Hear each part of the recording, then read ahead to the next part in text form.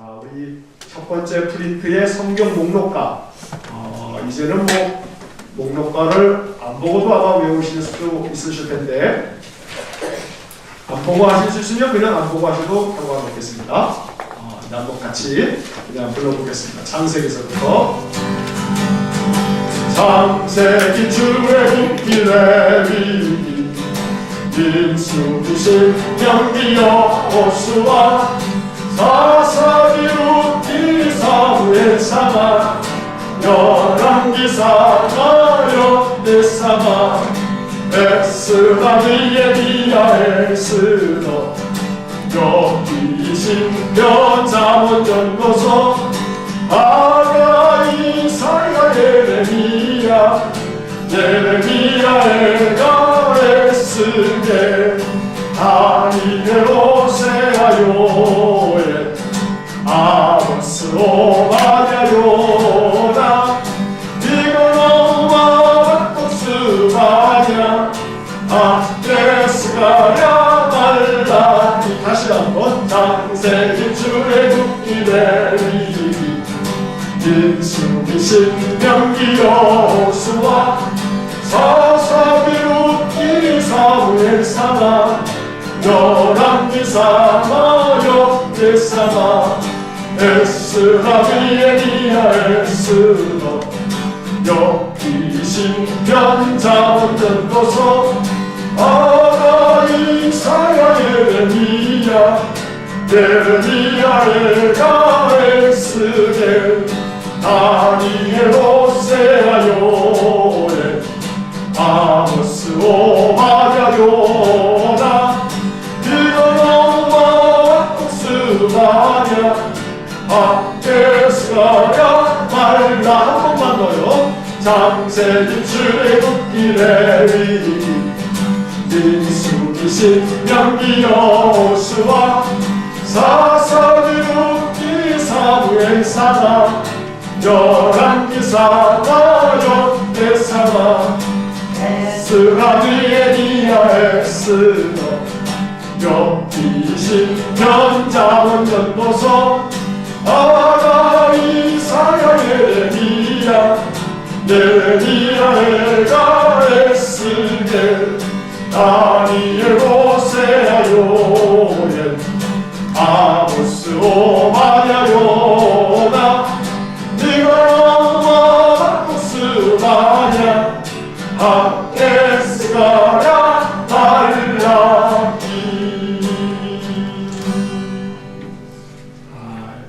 제가 이렇게 하면서 보니까 안 보고 하시는 분들이 많이 계셔요. 거의 이렇게 많은 것들을 이렇게 안 보고 이렇게 쫙 그냥 하실 것 같아요. 이 수요일날 이 공부를 하시다 보면 이제 전체적으로 성경 목록가를 이렇게 다 부르실 수 있을 정도로 계속 반복을 할 거고,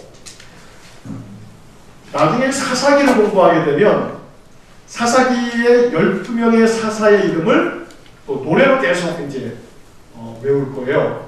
온일과 에봇 삼갈 드보라 기드온과 놀라와 야일 입다와 입삭 엘론과 돈 삼손까지 모두 12사사들. 이렇게 해서 사사기에 12명의 사사를 공부하고, 신약 성경이 되면은 또 이제 12명의 제자들 노래를 배우는 거예요.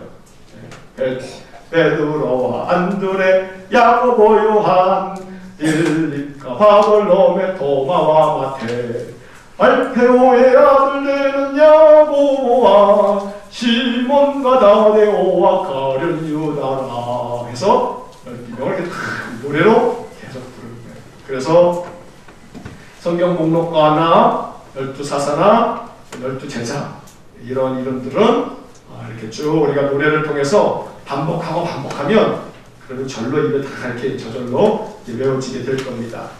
자, 오늘은 우리 출애굽기의 내용, 출애굽기 프린트물의 4페이지 맨 위에서부터 이렇게 공부를 시작합니다.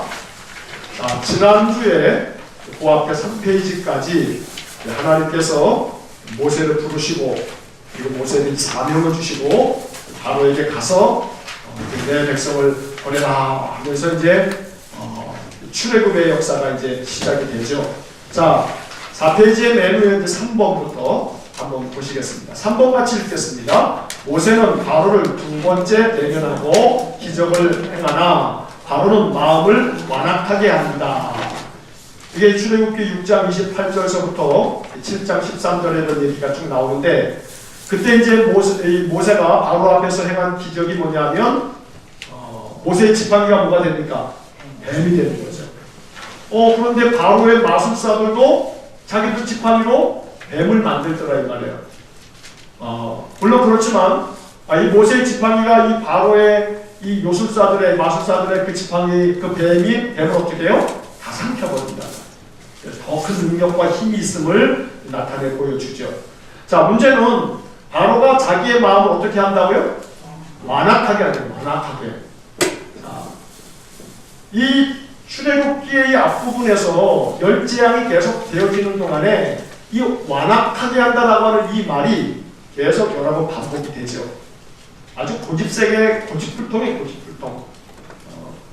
자기 마음을 고치지를 않는 거예요. 아무리 하나님이 여러 가지 재앙으로 심판을 해도 아이고 이제 가라 하고 항복을 했다가도 또다시 이렇게 바로가 자기의 마음을 계속 완악하게 한다는 거예요. 자, 이 완악한 바로의 모습은, 바로 왕의 모습은 이제 우리가 이 출애굽기를 지나 이제 모세오경이 끝나게 되면 지금 우리가 이제 이 새벽 기도회 때 사사기를 하고 있는데, 그 사사기에 나오는 이스라엘 백성들의 모습이 다름 아닌 이 완악한 모습이고요. 그리고 그 이후에 사무엘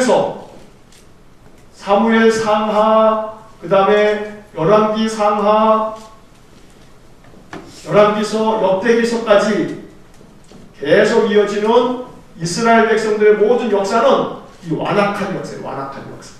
이 완악이라고 하는 이 출애굽기의 이 단어는 이스라엘 백성들이 나중에 완전히 멸망당할 때까지 결국은 뭐 때문에 망하냐면 완악함 때문에 망합니다. 완악함 때문에. 하나님께서 이렇게 바로의 마음을 완악하게 했다라고 성경에 표현이 되어져 있는데, 제가 이제 새벽에 통독을 할 때도 말씀드린 것처럼 하나님이 바로의 마음을 완악하게 만들었기 때문에 그런 게 아니고, 그가 완악하게 이렇게 고집을 부릴 때 하나님은 그대로 내버려 두신다는 말이에요. 하나님의 심판은 내버려 두시는 게 마지막 심판 전까지는 하나님의 징계의 방법이에요. 내버려 두시는 거예요. 내버려 두시는 거예요. 그러니까 오늘 우리들은 이 바로의 이 완악한 모습을 바라보면서 우리 안에 이 완악함이 자리 잡지 못하도록 항상 이 경계하는 마음이 있는 거예요. 내 마음이 완악한 마음을 가지고 있는 순간 그 완악한 마음, 그 고집불통의 그 마음을 내가 스스로 꺾지 않으면 하나님은 내버려 두시는 거예요. 그래서 이 바로를 통해서 우리는 우리 자신을 한번 깊이 돌아볼 수 있는 그러한 시간이 될 수 있어야 됩니다. 자, 이제 중요한 것은 이제 그 다음 4번의 내용을 한번 같이 한번 읽어보겠습니다. 같이 읽겠습니다. 하나님께서 바로와 애굽을 10가지 재앙으로 심판하시나 이스라엘은 구원하신다. 자, 이 출애굽기에서 우리 중요한 내용은 이제 10재앙이죠. 10재앙. 자, 10가지 재앙이 자, 이 10재앙이 나오는 것이 출애굽기 7장부터 11장까지예요. 그러니까 10재앙 그러면 몇 장부터 몇 장이요? 7장부터 11장. 자, 10재앙 그러면 출애굽기 7장부터 11장이다. 이런 것들을 우리가 이제 계속 반복해서 들으면서 머릿속에 하나씩 담아 두셔야 되는 거예요. 자, 그러면 10재앙 이걸 좀 이렇게 쫙 알면 좋은데, 이거 한번 정리를 이렇게 한번 읽어도 잘 모른단 말이죠. 첫째는 뭐냐면 피, 그 다음에 뭐예요? 개구리, 그 다음에 뭐예요? 이, 그 다음에는 파리, 그 다음에는 옛날 개역 성경에서는 악질 그랬는데 아주 심한 돌림병, 하나, 둘, 셋, 넷, 5가지가 나왔어요. 자, 피, 개구리, 이, 파리, 돌림병. 자, 그 다음에 6번째는 뭐냐면 악성 종기. 그리고 7번째는 우박. 그리고 8번째는 메뚜기. 그 다음에 흑암. 그 다음에 장자의 죽음. 자, 이렇게 10가지의 재앙이란 말이에요. 자, 이 성경에 이제 7장부터 11장까지 10가지 재앙이 쭉 나오고 있어요. 자, 이 10가지 재앙은 그 담겨져 있는 의미는 이 10가지 재앙 하나하나가 이 애굽의 우상들과 연결되어져 있어요. 그래서 예를 들어서 이 나일강의 모든 물들을, 애굽의 모든 물들을 피로 만들어 버리죠. 그 나일강이라고 하는 것은 애굽 사람들이 가장 떠받드는 신이란 말이에요. 근데 그 신을 완전히 피로 만들어 버리는 거예요. 그래서 이 모든 하나하나는 이 애굽 사람들이 섬겼던 우상들과 연결되어져 있는데, 자, 피하고 개구리 요 2가지의 재앙까지는 애굽의 마술사들, 요술사들도 얘네들도 이걸 만들어낼 수 있었어요. 그런데 이 재앙서부터는 애굽의 요술사들이 못 만드는 거예요. 그러니까 이 요술사들이 뭐라고 하냐면, 이것은 하나님의 권능입니다. 그래서 요거서부터는 이제 애굽의 요술사들이 흉내를 못 내는 거예요. 자, 그런데 가만히 보면 피하고 개구리는 그냥 사람이 불편할 정도예요. 불편할 정도. 이 사람에게 불편을 준단 말이에요. 자, 여러 가지 불편하면 그러면 그 불편한 것 때문에 이제 괴로움이 있죠. 자, 이게 단순히 그냥 불편함인데 점점 갈수록 이 재앙의 강도가 더 세지는 거죠. 자, 그런데 이하고 이제 파리 재앙 그리고 돌림병 이렇게 가다 보게 되면 이나 파리 이런 모든 부분들이 다 많은 게 불편함과 이런 것들을 주는데, 돌림병은 가축들이 다 죽는 거예요. 가축들이 죽으면서 가축이 죽으니까 경제적 손실도 굉장히 크겠죠. 악성 종기는요, 육체적인 육체의 고통이 이제 찾아와요. 종기 때문에 사람들이 막 너무나 고통스러운 거예요. 우박과 메뚜기로 말미암아 모든 곡식들이 그냥 완전히 다 그냥 훼손되니까, 그러니까 이거는 경제적인 많은 손실이 생기는 거죠. 경제적 손실이, 타격이 어마어마한 거예요. 흑암 재앙에 이르러서는 이건 사람들의 정신적인 혹은 정서적인 그런 큰 고통을 안겨주는 거예요. 이게 아주 정신적인 문제를 일으키는 거예요. 새까만데 불빛 하나 없는데 사람을 처방하나 봐요. 그러면 이게 정신적으로 문제가 생겨요. 공포와 불안과 두려움들이 어마어마하게 생겨지는 거죠. 그러고 난 다음에는 말 그대로 죽음이에요. 장자의 죽음. 모든 태어난 것의 첫째가 다 죽는. 죽음이라고 하는 거, 이게 아무리 힘들어봐야 죽음만 하겠냐 이 말이에요. 이러한 고통이 열재앙으로 계속 이어지게 되죠. 자, 이렇게 열재앙이 11장까지 쭉 진행되어지는 가운데 하나님께서 이 10번째 재앙을 애굽에 내리실 때 이스라엘 백성들을 구원하시죠. 이 10번째 재앙을 통해서 이스라엘 백성들이 출애굽을 하게 되는 계기가 되는데, 이 장자의 죽음이 있을 때 이스라엘 백성들은 구원을 받는단 말이에요. 그날을 뭐라고 일컬어요? 6월절이다. 6월절이라고 말하죠. 자, 건너뛴다. 그래가지고 패스해. 오버. 너머로. 위로 넘어가는 거예요. 그래서 패스 오버라고 영어로 말하는데, 6월절 건너뛴다. 라고 그렇게 하는 이름의 절기가 바로 이 10번째 재앙으로 말미암아 이스라엘에게 주어지게 되는 거죠. 자, 여기에 보게 되면 출애굽기의 이제 구조를 생각하면 이제 핵심 단어가 그거예요. 하나님께서 모세를 이제 부르신단 말이에요. 호렙산에서 불러요. 그리고 이제 모세가 막 변명을 쫙 하죠, 4장에서. 그리고 나서 모세에게 이제 사명을 주셔서 모세가 이제 하나님에게 이제 그러면 이제 꼼짝 없이 이제 가게 되는데, 그래서 이제 바로에게 찾아가서 내 백성을 보내라. 바로는 안 된다. 이렇게 하면서 이제 시작된 열 재앙이 7장부터 11장까지 쫙 흘러가요. 그러니까 열 재앙이 중요한 핵심 이제 이 핵심어가 되는 포인트가 되는 거고, 그 열 재앙의 마지막 장자의 죽음에서 6월절이라고 하는 절기를 지나고 그 다음에 출애굽을 하는 거죠. 애굽을 탈출하게 된단 말이에요. 자, 애굽을 탈출하면서 첫 번째 만나는 게 뭐냐면 홍해를 만나죠. 자, 홍해를 통과하고 난 다음에 이제 어디로 들어서냐 하면 광야로 들어서요. 사실은 바로 블레셋 땅을 통해 가지고 가나안 땅으로 들어갈 수 있지만 하나님께서 그 방향을 광야로 트셔요. 자, 그럼 광야에서 2달 정도를 광야를 지나가고 난 다음에 어디에 도착하냐면 시내산에 도착해요. 자, 시내산에서 몇 년을 머무냐면 1년을 머물러요. 이 시내산에서 1년을 머물면서 하나님께서 이스라엘 백성들에게 주신 것이 있단 말이에요. 뭘 주셨냐면 율법을 주셨어요. 그리고 또 하나 성막을 주셨던 거예요. 성막. 율법과 성막, 이것을 시내산에서 허락하시면서 시내산에서 1년을 머무는 동안에 율법에 대해서 쭉 교육을 시키고 성막을 만들어 놓고 그 성막 안에 하나님의 영광이 임하는 그런 이야기가 바로 출애굽기란 말이죠. 자, 그래서 지난주에 말씀드렸듯이 출애굽기를 둘로 나누면 몇 장부터 몇 장이요?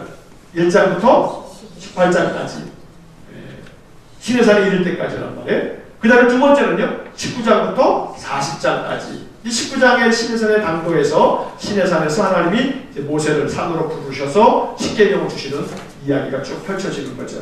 자, 두 번째 그 밑에 가로, 반가로 2번을 한번 보시겠습니다. 한번 같이 읽겠습니다. 애굽의 속박으로부터 구출된 이스라엘은 홍해를 건너 시내산에 이르기까지 광야에서 하나님의 공급하심과 보호하심을 경험한다.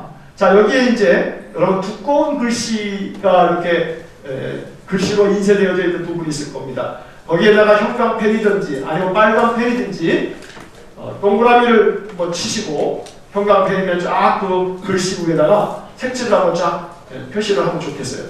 자, 그거 핵심 단어만 한번 읽어보시겠습니다. 첫째는 뭐예요? 홍해. 그 다음에는요? 시내산. 그 다음에 광야. 공급하신, 보호하신. 이렇게 되어 있는데, 자, 좀 전에 제가 써드린 그 내용대로 하신다고 한다면 홍해를 지나서 어디로 들어가는 거예요?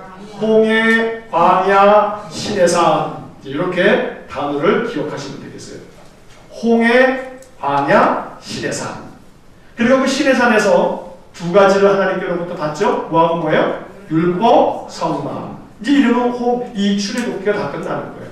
그러니까 다시 한번 정리합니다. 자, 출애굽기 하면 열재앙. 열재앙으로 이스라엘 백성들이 출애굽을 하게 되죠. 자, 열재앙이 뭔지를 쫙 피, 개, 개구리, 이, 파리, 골림병, 악성종기, 그 다음에 뭐예요? 무박, 메뚜기, 흑암, 장자의 죽음. 이 10가지 재앙. 10가지 재앙의 마지막에 중요한 절기가 뭐예요? 6월절. 열재앙하면 이제 6월절이 떠올라야 되는 거예요. 6월절 어린 양, 어린 양의 피, 그게 예수 그리스도. 자, 열재앙이 지나면 이제 출애굽을 해요. 출애굽을 한 다음에 어디를 건너가게 돼요? 홍해 앞에 가로막혀서 홍해에서 굉장한 능력을 경험하죠. 홍해를 통과하고 난 다음에 이제 어디로 들어서요? 광야로 들어서요. 이 광야 들어서자마자 물이 없다고 하면 난리치고 원망불평해요. 이 광야 생활을, 광야를 통과하기 시내산까지 몇 달 걸렸다고요? 2달 걸렸어요. 자, 광야를 지나 2달 지난 다음에 셋째 달 되는 달에 어디에 도착하냐면 시내산에 도착했어요. 시내산에서 1년을 머물면서 하나님으로부터 2개를 받는데, 하나는 율법을 받고, 율법, 다시 말하면 십계명을 받는 거예요. 십계명을 받고, 그 다음에 성막을 짓는 방법에 대해서 교육을 받고 난 다음에 성막을 완성해요. 자, 이게 이제 전체적인 스토리예요. 출애굽기 그러면은 요 단어들을 딱 떠오르게 되면 출애굽기는 정리가 다 되는 거예요. 자, 여기서 이제 그 두 번째 읽으신 것처럼 홍해를 건너서 시내산에 이를 때까지 이 광야에서 뭐를 경험하냐 하면 하나님께서 뭐 하신다고요? 공급하신다. 두 번째는요, 하나님이 보호하신다. 이런 것들을 경험한다 이 말이죠. 자, 여기서 이제 그 내용을 그 밑에 보시면 동그라미 1번을 한번 같이 읽겠습니다. 이스라엘 백성들은 구름 기둥과 불 기둥의 인도를 받으며 애굽을 떠나서 홍해에서 기적을 경험하고 찬양을 드린다. 자, 우리가 이 출애굽기를 읽으면서 아주 중요한 이제 하나의 구절, 하나님이 이스라엘 백성들을 보호하시고 인도해 주시는 아주 중요한 이 홍해를 이제 들어서기 전에 중요한 것이 출애굽기 13장 21절과 22절에 나오는 두 개의 단어, 구름 기둥과 불 기둥. 자, 이것이 이제 출애굽기 13장 21절, 22절. 이것을 한번 다시 우리 한번 펴보겠습니다. 자, 출애굽기 13장 21절과 22절. 출애굽기 13장 21절, 22절.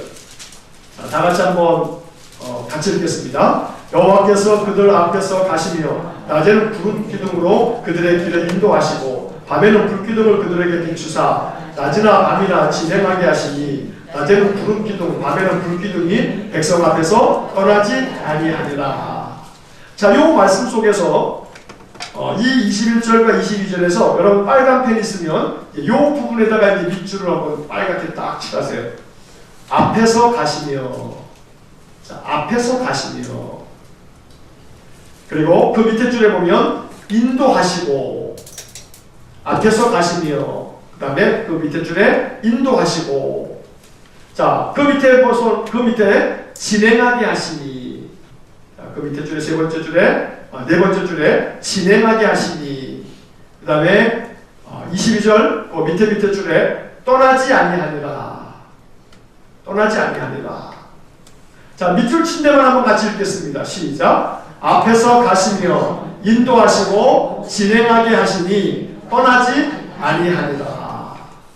자, 이 표현들을 마음속에 이렇게 간직하고 이것이 우리의 입술의 기도가 되셔야 돼요.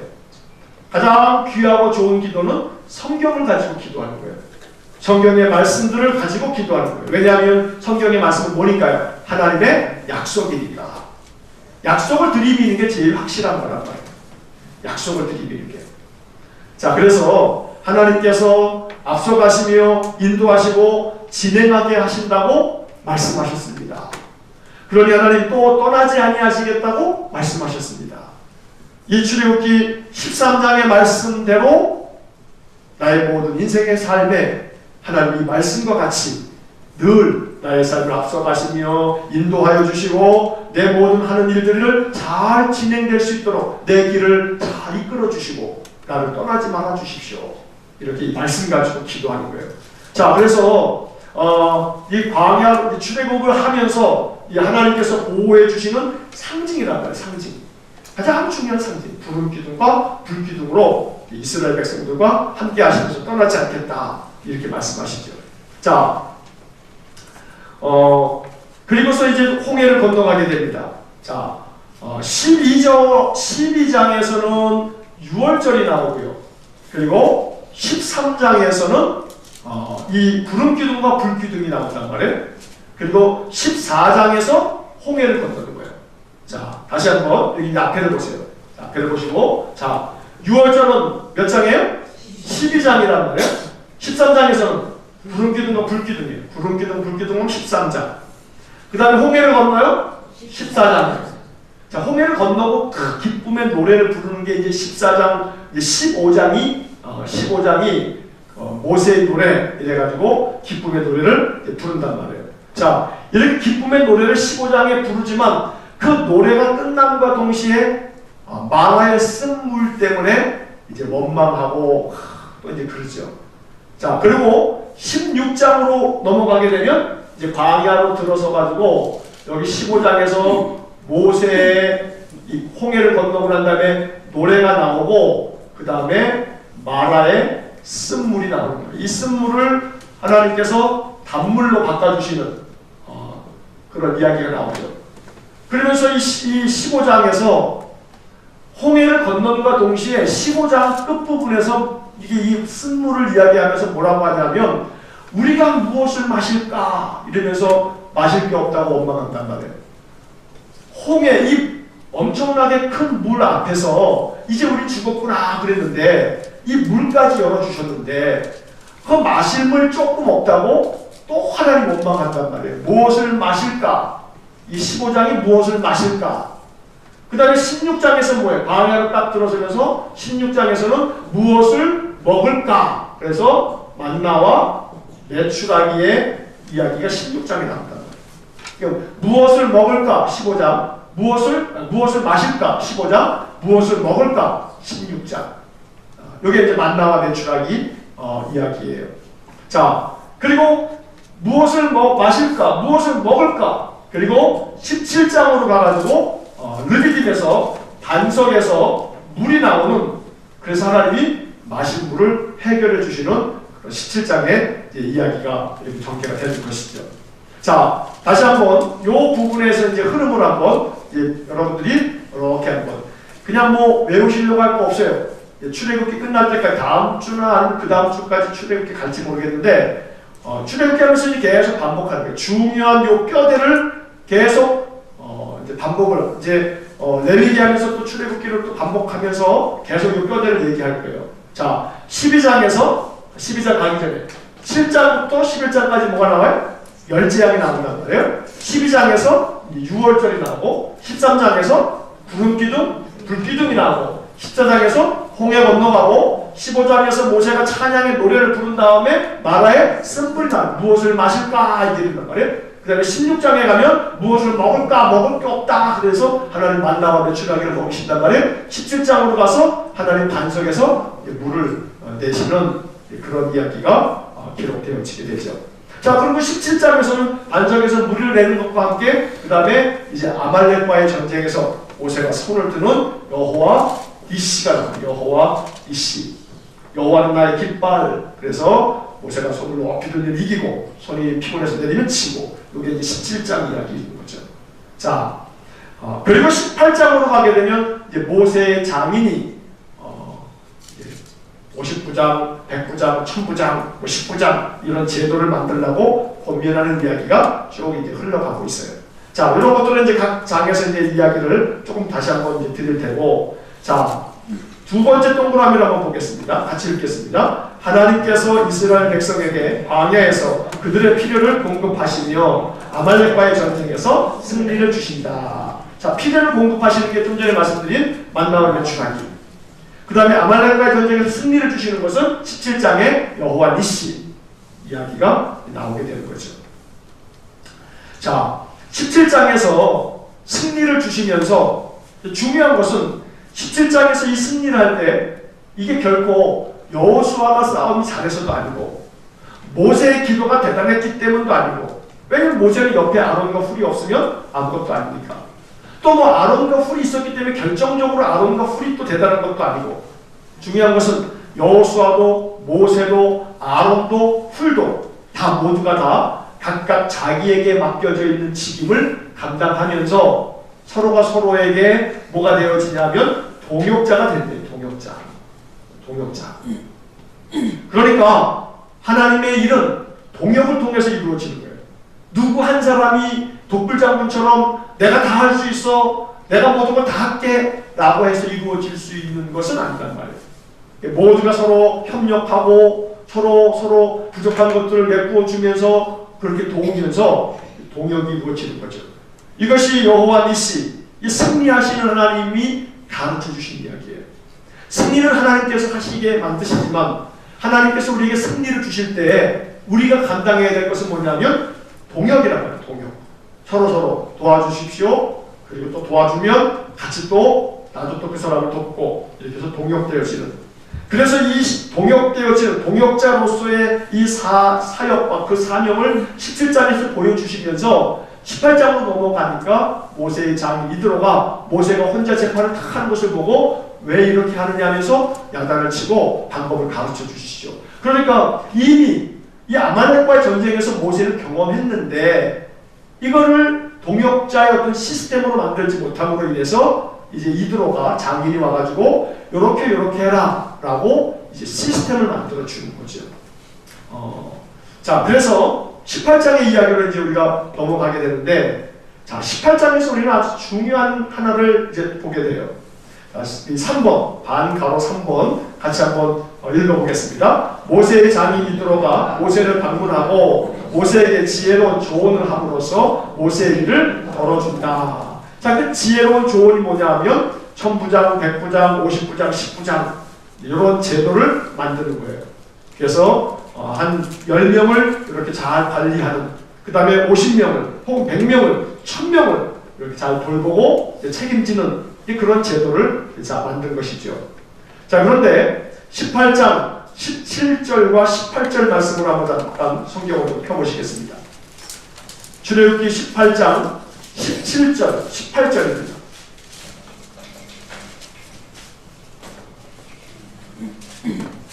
자, 이 18장에서 우리는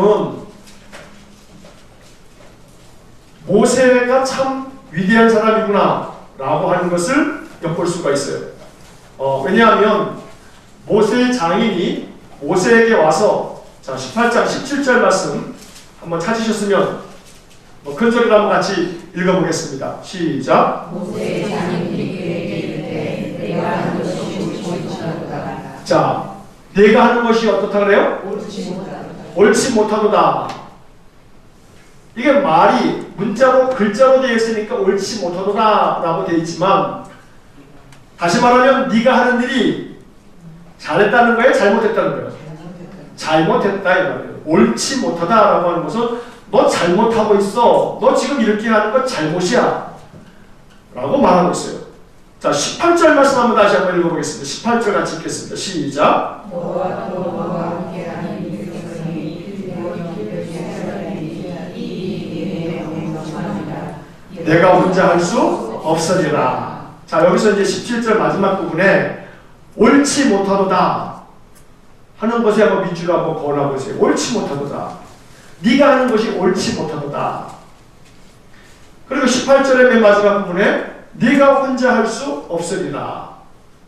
자, 그러면 이 지금 17절과 18절 말씀에 우리가 주목해야 될 이유는 뭐냐면, 모세가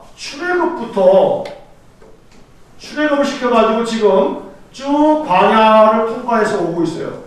장정만 60만 명이에요. 아이들과 여덟까지 다 포함하게 되면 200만이 넘는다고 이야기를 해요. 아주 굉장히 절대적인 지도자로 모세가 이끌어오고 있어요. 자, 여기서 중요한 것은 모세의 지도력에 대한 이 광야로 이제 들어서면서 본격적으로 40년 지나고, 이게 지금 광야가 두 달이라 그랬지 않습니까? 시내산 당도할 때까지 2달 동안에 지금 진행되어지는 거예요. 18장이 그 사이에 있단 말이에요. 그러니까 홍해를 건너고 그리고 이렇게 지나오면서 19장에서 이제 시내산에 도착하니까 지금 18장 얘기잖아요. 시내산에 도착하기 바로 전.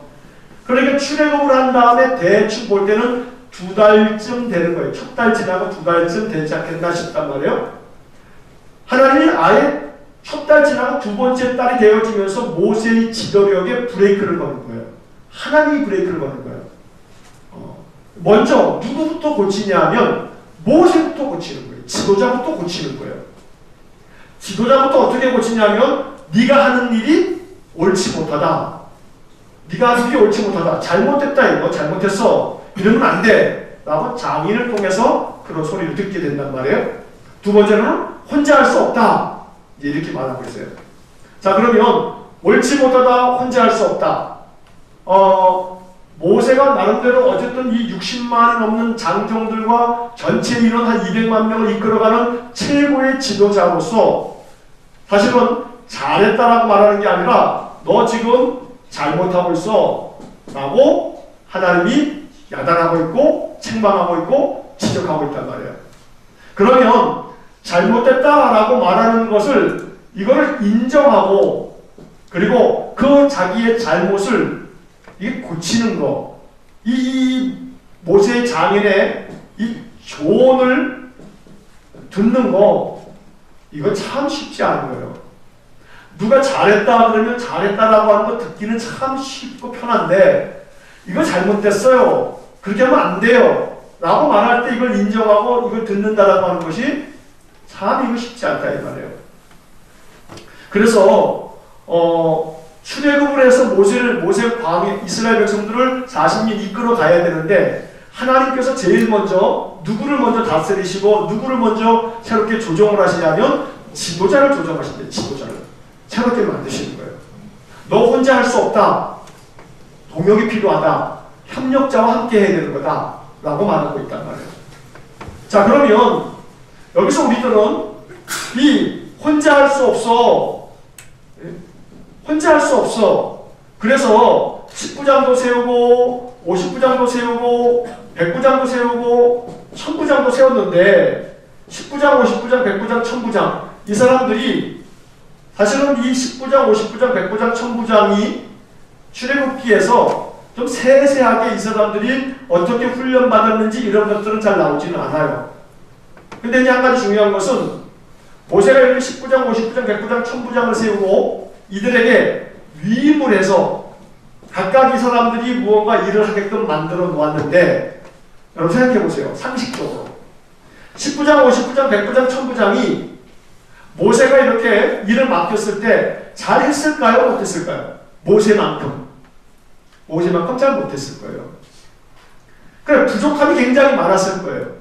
성경에는 그러한 표현들을 표현하고 있지 않지만 10부장이 하는 게 마음 안 들고 50부장 하는 게 마음 안 들고 100부장, 1000부장이 하는 게 마음이 안 들 거예요.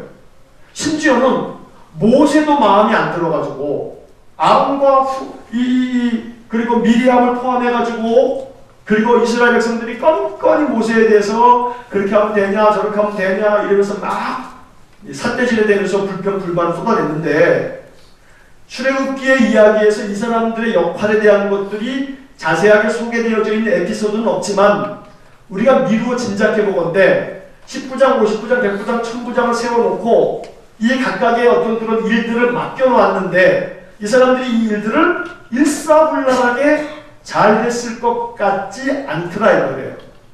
그러니까 중요한 것은 그렇게 잘하지 못할 때 이 사람들이 그 일들을 잘 감당해 가도록 서로 믿고 서로 격려하고 힘을 북돋아줘서 이 사람들이 잘 세워져 갈 수 있도록 해야 된다 이 말이에요. 따지고 보면 10부장, 50부장, 100부장, 1000부장 누구를 세워놓은들 이거 잘할까요? 못할까요? 잘 못한다 이 말이에요. 교회 일도 마찬가지예요. 교회 일도. 이제 우리 교회를 빗대어서 얘기를 하자면 10년이 됐어요. 10년이. 목사가 붙이고 장구치고 하는 시절이 있었어요. 그러나 점점 이제 이 모든 것들을 어떻게 해야 되는 거예요? 이게 위임해야 되는 거예요. 위임하고 맡기고 각자 이렇게 알아서 하게끔 하고. 근데 각자 알아서 이렇게 이제 그 어떤 맡겨진 사람들이 해 가다 보면 부족함이 있어요, 없어요? 부족함이 있죠. 자, 부족함이 있을 때 이게 부족하네, 저게 부족하네, 이건 맞네, 이건 틀리네, 이건 옳네. 말하기는 쉽다 이 말이에요. 말하기는 쉬워. 그러나 50부장, 10부장, 100부장, 1000부장이 잘 못해도 그러면 그거 말하기는 쉬운데 그 사람 말하는 사람 앉혀놓으면 그거 잘할 것 같아요? 역시 마찬가지로 어찌하다 보면은 이건 요게 부족했네. 어찌하다 보면 또 저게 부족했네. 부족한 게 드러나게 마련이란 말이에요. 모세도 마찬가지고 모세도. 그러니까 우리 모두가 다 어떤 일을 감당할 때 주님의 일을 감당하고 교회 일을 감당하다 보면 내게 맡겨져 있는 직임을 잘 감당하려고 애쓰고 지혜를 모으지만 뭐 할 수 있는 거예요? 예? 실수할 수 있고 뭐 할 수 있어요? 잘못할 수 있다. 잘못할 수 있습니다. 실수하고 잘못할 수 있어. 잘 못해. 우리 모두가 다. 또 잘하려고 했지만 잘 못할 뿐만 아니라 실수도 한다 이 말이에요. 그러면 실수하고 잘못할 때 사람들은 그래 그게 참 그럴 수밖에 없지. 내가 해도 그럴 거야. 서로 그렇게 내가 해도 그렇다라고 하는 것을 뭐 해야 돼요? 인정해야 돼요. 인정. 요걸 인정하지 않는 것이 뭐냐면 교만이에요. 교만. 신앙생활은 교회 생활을 하다 보면 나의 교만이 슬금슬금 드러나는 것을 사람들이 못 깨달아요. 그게 완고함이고 완악함이에요. 교만함을 못 깨달아, 교만함을. 왜냐하면 인정하지 않는단 말이에요. 10부장, 50부장, 100부장, 1000부장을 모세가 이제 이 사람들에게 장인의 조언을 들어가지고 맡겨놨는데, 사실은 이것을 맡기기 전에 이 장인은 모세에게 야, 너 잘못했어. 그렇게 하는 거 옳지 않아. 혼자 할 수 없는 거야. 하고 야단을 친단 말이에요. 야단 치는 거 듣고 기분 좋을 사람이 하나도 없어요. 근데 모세의 위대함과 모세의 그 탁월함은 뭐냐 하면 그건 어떻게 해요? 인정하더란 말이에요. 인정하더란 말이에요. 자, 인정하고 그 밑에 24절을 보세요. 네가 옳지 못하다. 혼자 할 수 없다. 라고 아주 뼈있는 소리를 장인이 들려주니까 24절 한번 같이 읽겠습니다. 이에 모세가 자기 장인의 말을 듣고 그 모든 말대로 하여. 자, 이게 모세의 대단히 위대한 측면이란 말이에요. 자, 그래서 우리는 이 이야기를 가만히 살펴보면서 하나님께로부터 위임받은 이가 서로서로 그 맡은 일을 또 나누어서 위임하고 서로서로 동역을 하도록 협력을 요청해서 서로 나누어서 할 때 그 맡겨진 사람이 그 맡은 일을 감당하다 보면 실수도 할 수 있고 잘못도 할 수 있고 잘 못할 수도 있고, 그러니까 실수나 잘못이나 잘 못할 때 우리는 아이고 내가 해도 그럴 거예요. 내가 해도 나도 실수 많을 거고, 내가 해도 잘못할 수 있고, 내가 해도 잘 못할 수 있다라고 하는 사실을 어떻게 해야 돼요? 인정해야 돼요. 그리고 인정하고 그걸 겸손한 마음으로 아이고 잘 품어주고 덮어줄 수 있는 마음이 이 중요한 거란 말이에요. 그렇지 아니하고 이게 잘못됐네, 저게 잘못됐네. 제일 그 부분에서 실수와 잘못이 많은 사람은 누구냐면 목사란 말이에요. 목사가 제일 실수가 많을 거고 잘못이 많을 거고 잘 못하는 것이 많을 거란 말이에요. 왜? 목사가 교회 모든 것들을 책임지고 총체적으로 이걸 담당해 가야 되니까. 그렇지 않겠습니까? 그러니까 이스라엘 백성들에 대해서, 모세에 대해서 그런 거죠. 모세가 껌껌이 무슨 문제만 생기면 모세한테 막 이러지 않습니까? 그러니까 모세가 자기의 잘못했다고 얘기하는 거 혼자 할 수 없다라고 하는 이런 장인의 책망을 듣고도 인정하고 그걸 들어. 이게 들을 줄 아는 이 모세의 마음을 하나님은 뒤에서 뭐라고 얘기하냐면 이 사람이 온유한 사람이다. 모세의 온유함이 모든 사람들보다 가장 으뜸이라고 말하고 있는 거예요. 온유함은 다른 게 아니에요. 들을 줄 아는 마음이 이게 또 온유함이란 말이죠. 자, 그렇게 모세가 최고의 지도자로서 혹은 1000부장, 100부장, 50부장, 10부장이 중간 지도자로서 일을 감당할 때 잘못하고 실수할 수 있고 이런 부분들을 넉넉한 마음으로 내가 해도 그럴 거예요. 내가 해도 그렇게 실수할 수밖에 없을 거예요. 나는 완벽한 존재가 아니니까 이렇게 인정하고 또 품는 마음이 이게 하나의 공동체를 건강하게 만드는 것이다. 만약에 그렇지 않아요. 계속 모세를 보고만 그렇다고 한다면 지가 모세 한번 해보지. 그렇지 않습니까? 이 10부장, 50부장, 100부장, 1000부장이 이렇다 저렇대. 아니면 모세가 예를 들면 목사님이 이렇게 저렇게 말이야. 그럼 자기가 한번 목회를 한 1년만 한번 해보지. 머리 턱 져가지고 아마 내가 이 돈을 쌓아 짊어지고 하고 해줘도 1000만 원을 줘도 나 이 목회 안 하겠다. 이럴 거라고 한 1년만 해보면. 그러니까 누구나가 다 잘못과 혼자 할 수 없음을 인정하는 마음을 갖는 것. 이게 겸손함이고, 그거 안 하면 그건 교만이다 라고 하는 이야기가 모세의 28장의 이야기에서 모세의 지도력에 대한 이 부분을 하나님 모세에게 일깨워줬단 말이죠. 그러니까 아마도 모세가 최고 지도자로서 이스라엘 백성들이 아마 불평불만이 많았을 거예요. 모세님, 우리 지금 50부장이 말입니다. 이래 해가지고 이렇습니다. 우리 100부장이요. 우리 1000부장이 지금 이래가지고 이렇게 진짜 문제가 많아요. 우리 1000부장 바꿔주세요. 100부장 바꿔주세요. 온갖 말들을 분명히 했을 거예요. 40년 동안이니까. 인간사 다를 바 없어요. 이게 몇천 년 전이나 지금이나 인간이 다르지 않아요. 그러니까 모세가 그런 얘기를 족족 들을 때마다 무슨 생각했겠어요? 28장 생각을 했을 거예요. 28장 생각을. 그래서 모세를 통해서 먼저 하나님 모세를 바르게 이렇게 가르쳐주고 모세를 훈련시키시는 거예요. 그러니까 누구나가 다 어떤 일을 하더라도 실수와 잘못을 할 수 있음을 서로 나 자신도 인정하고 다른 사람도 실수하고 잘못할 수 있다고 하는 것을 우리가 또 인정해주는 그러한 공동체가 하나님이 원하시는 공동체다. 이스라엘 백성들은 광야를 지나가면서 지금 이런 것들을 훈련하고 있는 거예요. 이게 지금 훈련의 과정을 통해서 형성되어진다 이 말이죠. 자, 이렇게 해가지고 2달을 다 지나와서 석 달째가 돼서 시내산에 담보했습니다. 자, B라고 써 있는 부분에 시내산에서 이제 계시를 받는 이스라엘의 이야기가 19장부터 40장까지 이제 커다란 두 번째 덩어리죠. 자, 시내산에서 계시를 받습니다. 자, 가로 1번 하나님께서 같이 읽겠습니다. 하나님께서 자신을 이스라엘의 구원자로서 나타내시며 이스라엘을 자신의 소유와 제사장 나라와 거룩한 백성으로 삼기 위해 그들을 성결하게 준비시키며 시내산에 강림하신다.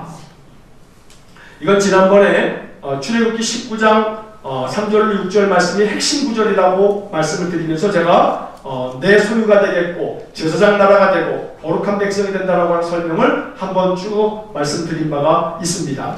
자, 요 이야기 중에서 우리 한 구절만 좀 읽어보고 요거 넘어가겠습니다. 19장 4절 말씀입니다. 4절. 지난번에 요 핵심 구절을 말씀드리면서 5절과 6절에 내 소유가 되겠고 제사장 나라가 되겠고 요것을 이야기했는데 그 앞에 있는 4절 말씀을 한번 보시겠습니다. 4절, 19장 4절 다 같이 한번 읽겠습니다. 시작.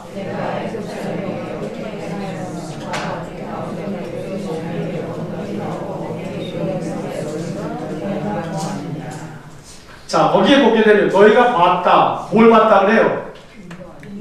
인도하시는데 어떻게 인도하시는 거예요? 독수리 날개로 너희를 업어서 인도했단 말이에요. 여기 독수리 날개라고 하는 이 표현을 한번 좀 밑줄을 그으시고 독수리 날개로 너희를 업었다라고 말하고 있어요. 자, 그 독수리 날개가 누구예요? 하나님이시죠, 당연히. 하나님이 내가 독수리같이 그렇게 이제 비유적으로 지금 말하고 있는 거죠. 하나님이 하나님 자신을 독수리라고 지금 말하고 있어요. 독수리가 없는 것처럼 독수리 날개로 너희들을 업어서 인도하신다라고 말씀하고 있단 말이에요. 자, 이 19장에서 시내산에 이제 계약을 이 십계명을 주시기 전에 모세에게 말씀해 주셨던 이 말씀이 우리에게 복음이 돼야 돼요. 복음이. 제가 자주 말씀드린 것처럼 참새처럼 그냥 날개 내 힘으로 한번 날아보겠다고 그냥 이 펄럭이는 이렇게 힘들게 인생 살지 말고 우리의 마음의 소망은 뭐처럼요? 독수리처럼 날개 쫙 펴고 독수리가 이거 날개짓 안 하잖아요. 기류를 이용해서 이 기류 하늘의 이 바람과 이 흘러가는 이 공기의 기류를 이용해서 독수리는 두 손 한번 허덕 한 다음에 쓱 올라가는 것도 그 기류를 이용해서 쫙 올라간단 말이에요. 여러분, 하늘에 그 흐르는 기류,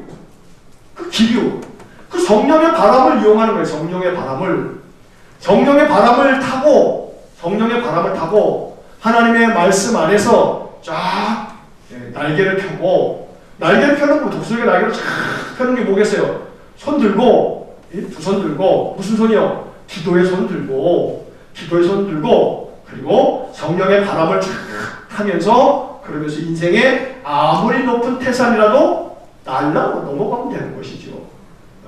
이러한 상징적 의미가 이제 구약 성경에서 계속 이 이야기의 어떤 그런 이 중요한 이 핵심이 흘러가요. 그래서 시내산에서 하나님이 모세에게 말씀하셨던 이 언약 중에 독수리 날개로 너희들을 업어서 인도한다라고 하는 이 표현을 지금 잘 기억하고 계세요. 그럼 이제 구약 성경을 앞으로 쭉 이야기할 때 왜 이 부분이 중요한 약속인지를 이제 그 중간중간에 짚으면서 이제 가게 될 거예요. 자, 요것을 이제 지난번에 한번 얘기를 했으니까 두 번째 내용을 보시겠습니다. 같이 읽겠습니다. 하나님께서 모세에게 모든 율법의 초석이 되는 십계명을 주신다. 그래서 십계명은 몇 장이에요? 십계명은 20장이라는 20장. 출애굽기 20장. 출애굽기 20장이 십계명이에요. 자, 다시 한번 그러면 앞으로 한번 보세요. 정리를 다시 또 한 번 하는 거예요. 계속 반복하는 거예요. 출애굽기 7장에서 11장까지 뭐가 나온다고요? 10재앙이 나온다는 거예요. 자, 12장에서 뭐가 나와요? 장자의 죽음과 함께 유월절이 나오죠. 유월절. 자, 13장에서 뭐가 나왔어요? 구름기둥과 불기둥이 나왔죠. 불기둥이 나왔어요. 그리고 14장에서는요. 홍해를 건너가게 된단 말이에요. 자, 15장에서는요. 모세의 노래가 나와요. 홍해 건넜다고 아주 감사하면서 감격에 찬 노래를 부르면서 그 다음에 이 마라의 쓴물이 나와요. 마라의 쓴물이 나와요. 그래서 우리가 마실 물이 뭐냐? 마실 물이 없다. 이렇게 소리를 하는데 자, 마라의 쓴물이 나오는데 16장에서 뭐가 나와요? 뭘 마시냐? 무엇을 마실까? 근데 무엇을 먹을까? 뭐가 나온다고요? 만나와 메추라기가 나와요. 자, 무엇을 먹을까? 무엇을 마실까? 그 다음에 17장에서 하나님이 르비딤에서 반석에서 물이 나오게 하고 그리고 아말렉과의 전쟁 그래서 승리하신 하나님 여호와 니시가 나와요. 여호와 니시.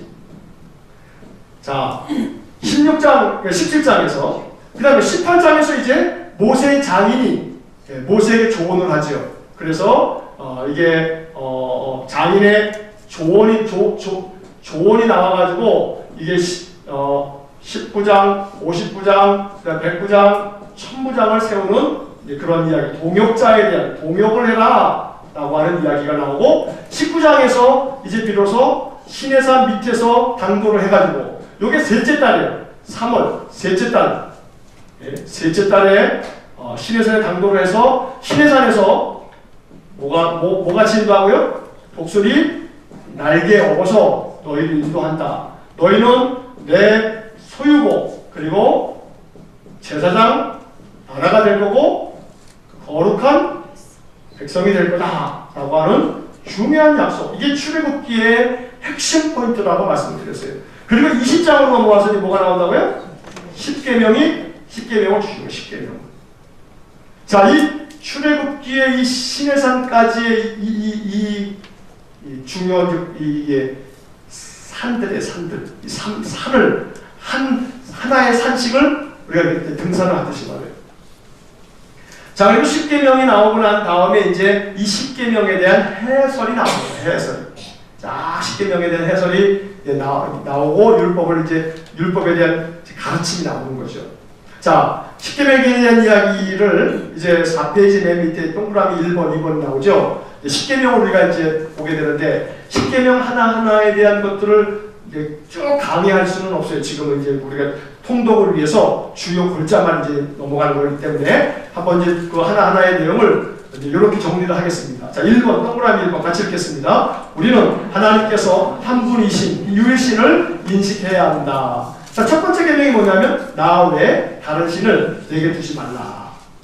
나 외에 다른 신을 내게 두지 말라 하고 10계명의 첫 계명이 나오는 거죠. 유일신, 오직 한 분이다. 하나님은 오직 한 분. 다른 신 두지 말라. 자, 두 번째 같이 읽겠습니다. 우리는 하나님 외에는 어느 누구 어떤 것도 예배하거나 섬기는 것을 거부해야 한다.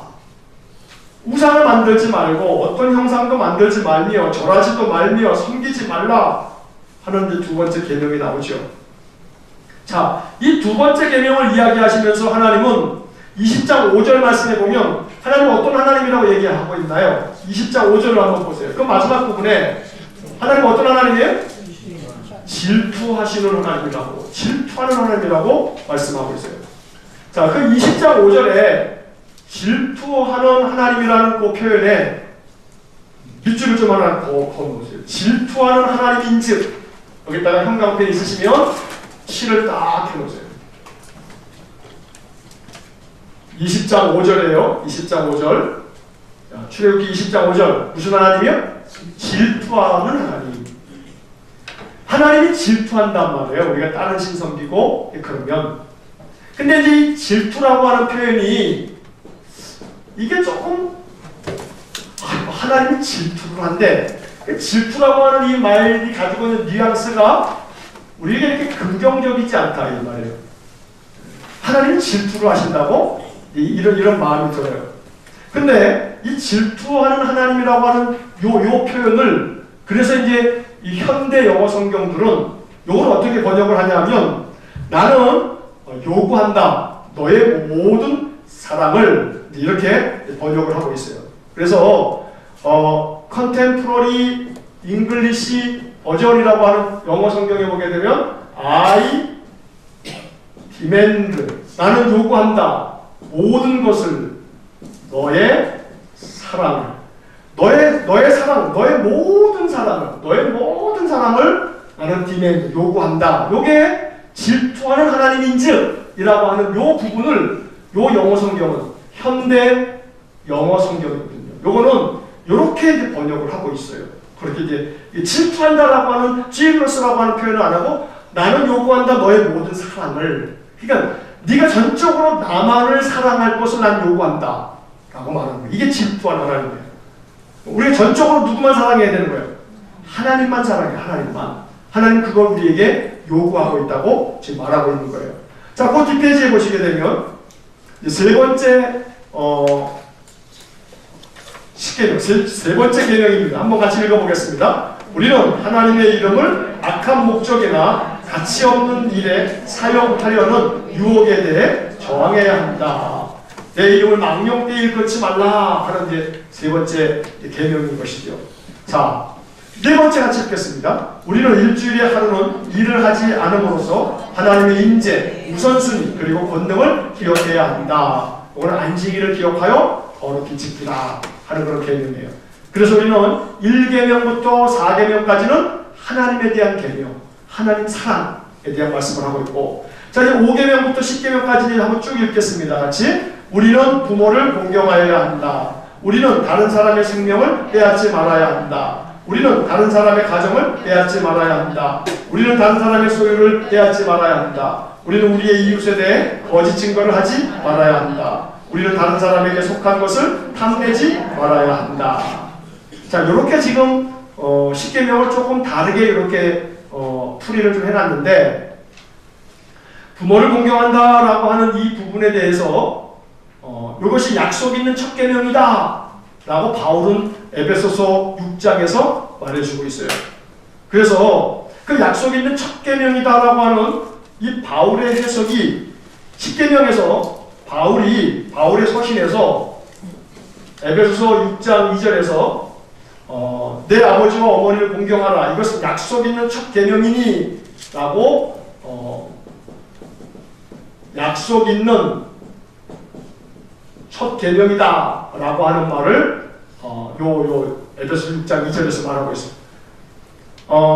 사도 바울이 10계명에 대한 여러 그 계명 중에서 이 5계명에 대한 부분을 그렇게 특별히 새롭게 약속 있는 첫 계명이라고 바라본 것은 그만큼 이 부모 공경한다라고 하는 이 계명이 매우 의미 있고 중요한 계명이기 때문에 그래요. 자, 여섯 번째에서는 살인하지 말라라고 하는 것은 다른 사람의 생명을 빼앗지 말라 이렇게 지금 말하고 있는데, 이 살인하지 말라는 것은 생명의 존엄함을 너희들이 인식하고 생명을 귀하게 여겨야 된다라고 하는 것을 말하고 있고, 간음하지 말라라고 하는 것은 가정을 빼앗지 말라, 가정의 거룩함을 말하고 있고, 도둑질하지 말라, 이거는 타인의 재산에 대해서 존중하고 보호해야 된다라고 말하고 있는 거죠. 자, 거짓 증거하지 말라, 이것은 개인의 명예를 보호해 주어야 된다는 것이고, 내 이웃의 집을 탐내지 말라 하는 10번째 계명은 탐심에 대해서 경고를 하고 있단 말이에요.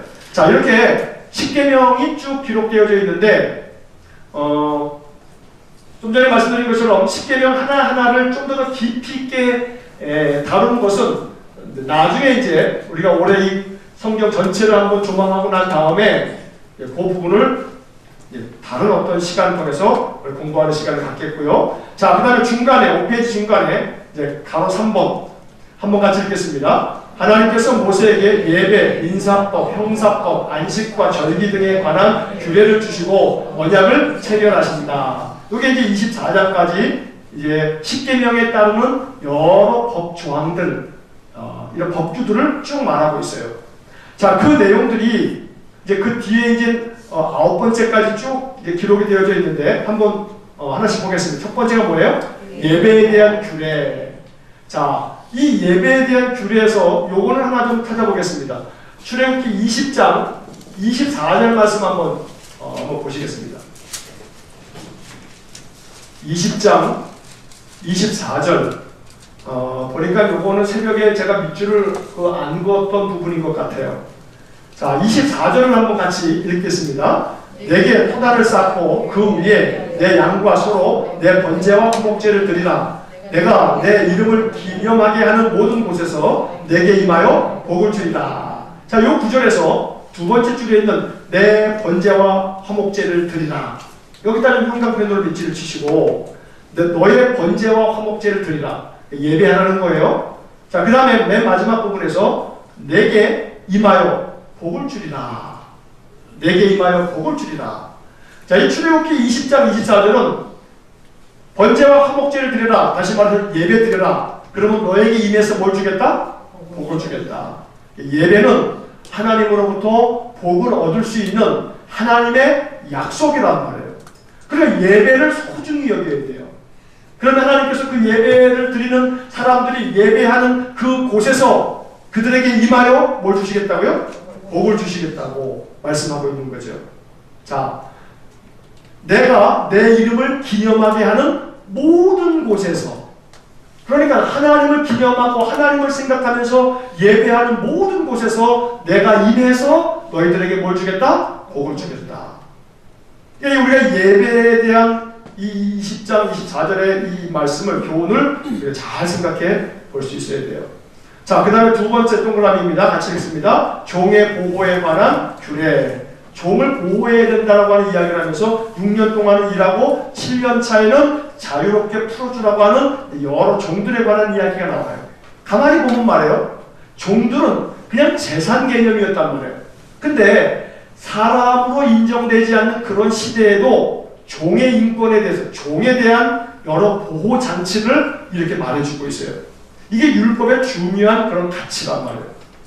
자, 세 번째로는 개인적 상해와 사형에 관한 규례. 그래서 누구에게 폭행을 하거나 상해를 입혔을 때 어떻게 하라, 여러 가지 세세한 규정들이 있어요.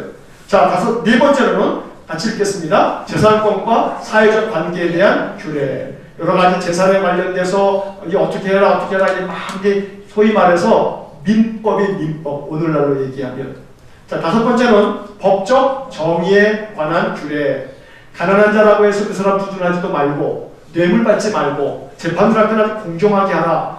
법이 정의롭게 집행돼야 된다라고 하는 이야기들을 하나님께서 법으로, 율법으로 이렇게 말씀하고 계시고, 여섯 번째는 안식에 관한 규례, 안식일을 지키고 안식년을 지키고 이런 것들이 쭉 기록되어 있습니다. 자, 이런 뒷페이지 한번 보시면 일곱 번째는 절기에 관한 규례, 어떤 절기를 어떻게 지키라라고 하는 여러 가지 내용이 나오고, 여덟 번째는 토지 정복에 관한 약속, 너희들이 이제 하나님이 약속하신 땅을 너희들이 다 차지하게 될 거다, 이런 약속을 하면서 그 다음에 새로운 언약을 체결하게 됩니다. 자, 22장의 내용을 한번 잠깐만 성경을 찾아보시고 이 내용을 마무리하겠습니다. 22장 21절부터 23절, 요건 아마 밑줄이 그어져 있을 거예요. 새벽 기도에 요거 쭉 하시는 분들은 22장 21절에서 23절 한번 다 같이 읽어보겠습니다. 너는 이방 나그네를 압제하지 말며 그들을 학대하지 말라. 너희도 애굽 땅에서 나그네였습니다. 너는 과부나 고아를 해롭게 하지 말라. 내가 만일 그들을 해롭게 함으로 그들이 내게 부르짖으면 내가 반드시 그 부르짖음을 들으리라. 하나님께서 이렇게 율법을 통해서 말씀하시는 것은 율법의 핵심 가치가 여기에 있는 거예요. 제가 새벽에도 그런 말씀드린 것처럼 가난한 자를 보호하는 것, 사회적 약자를 돌보아주는 것, 이게 율법이 가지고 있는 중요한 정신이었어요. 자, 그래서 그런 율법을 이제 쭉 가르치고 난 다음에 출애굽기 24장 7절 말씀을 한번 보겠습니다. 자, 24장 7절. 여기다가 밑줄이 그어져 있을지 몰라요. 자, 7절 말씀 한번 같이 읽겠습니다. 언약서를 가져다가 백성에게 낭독하여 듣게 하니 그들이 이르되 여호와의 모든 말씀을 우리가 준행하리이다. 이 율법의 말씀을 모세가 다 적어가지고 그 언약서를 가지고, 다시 말하면 계약서란 말이에요. 그것을 쫙 다 읽어주니까 이스라엘 백성들이 하나님의 모든 말씀을 우리가 준행하리이다. 자, 이 17절 말씀에서 그들이 이르되, 그 다음에 이제 표현, 여호와의 모든 말씀을 우리가 준행하리이다. 여기에다가는 빨간 펜으로 쫙 좀 밑줄 그으셔야 돼요. 여호와의 모든 말씀을 우리가 준행하리이다. 요것만 지켜진다면 그러면 이스라엘 백성들이 그렇게 큰 고난과 역경을 겪지 않았을 거예요.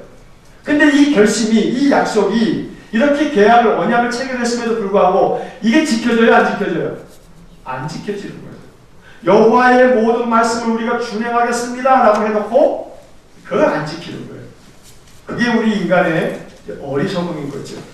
자, 그래서 하나님께서 이렇게 모세를 통해서 시내산의 십계명과 그 언약을 이스라엘 백성들에게 허락해 주심으로 율법을 통해서 이스라엘 백성들이 끊임없이 말씀 훈련을 하고 있는 거예요. 자, 여러분 율법을 주셨어요. 십계명을 주셨단 말이에요.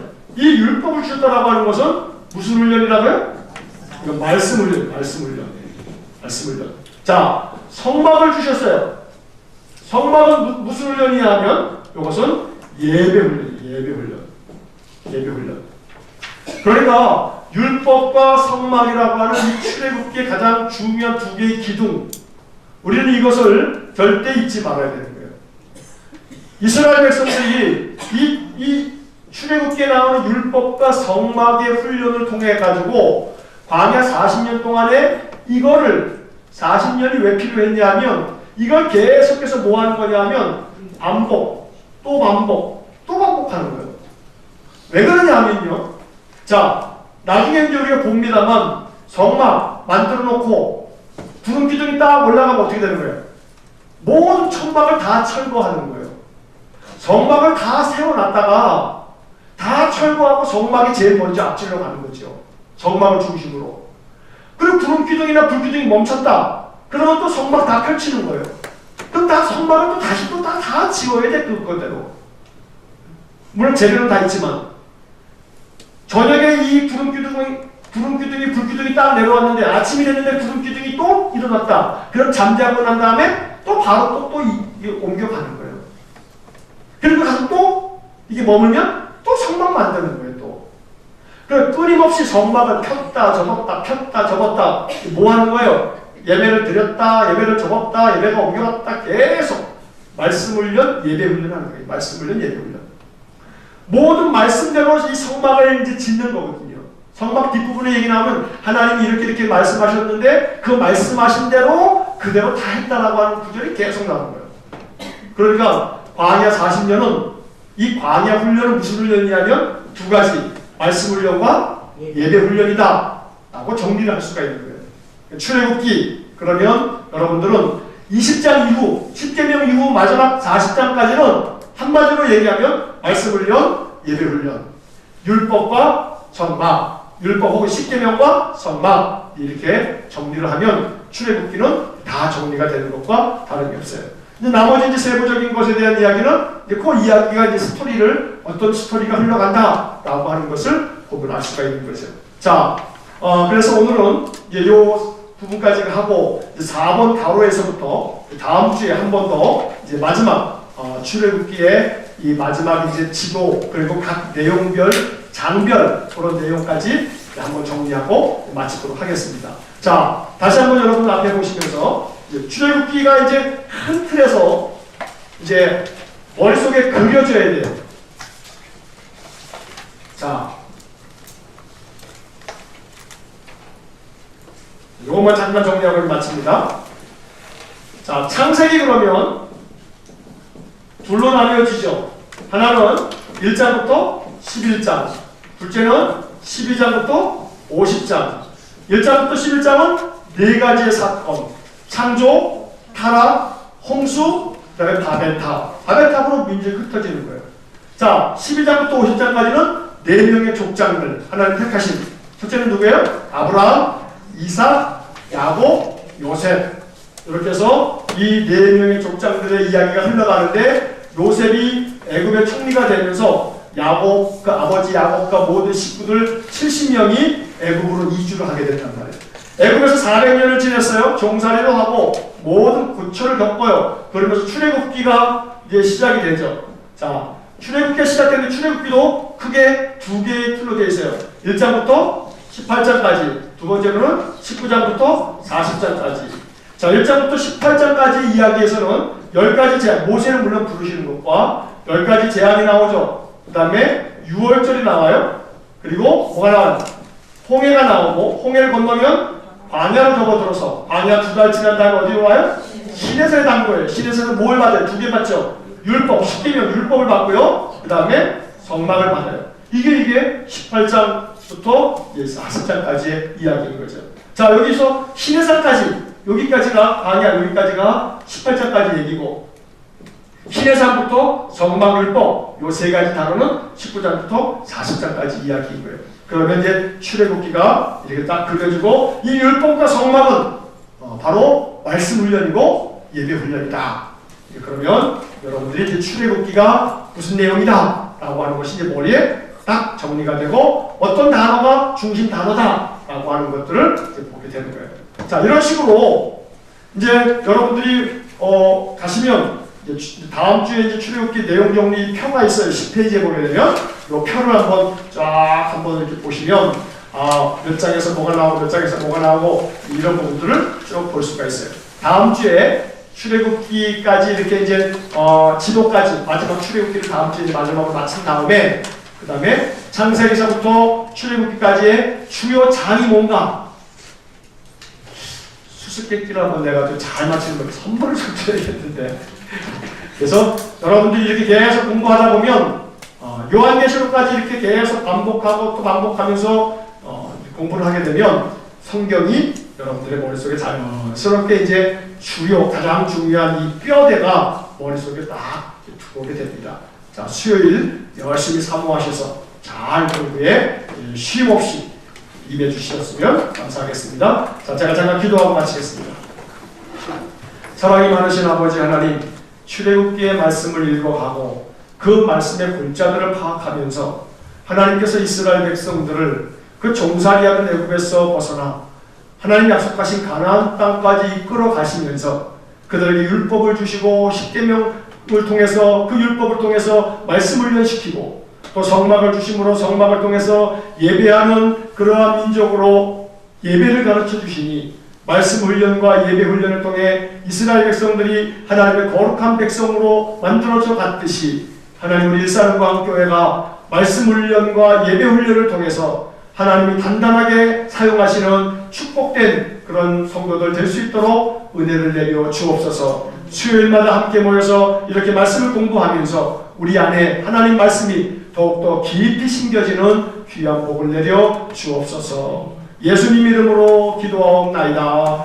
아멘. 우리 구주 예수 그리스도의 은혜와 하나님 아버지의 극진하신 사랑과 성령의 교통하심이 늘 말씀 훈련과 예배 훈련을 통해 하나님의 거룩한 백성 되어져 가기를 소원하는 머리 숙인 귀한 믿음의 사람들 위해와 몸된 교회와 성도들 위해 영원토록 함께 하시길 축원하옵나이다. 아멘.